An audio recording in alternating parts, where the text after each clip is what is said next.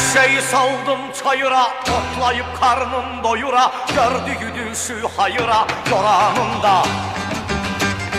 Münkir münafığın soyu yıktı, harap etti köyün mezarına bir tas suyu dökeninde.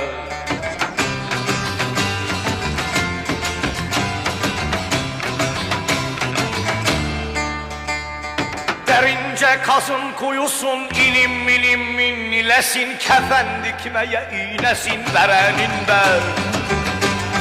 Daldan tahta getirenin, ıskatına oturanın, halkımını bitirenin imanında.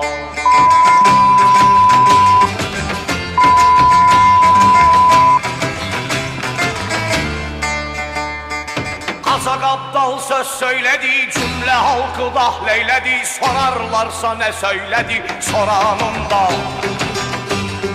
Kazak aptal söz söyledi, cümle halkı dahleyledi, sorarlarsa ne söyledi soranında.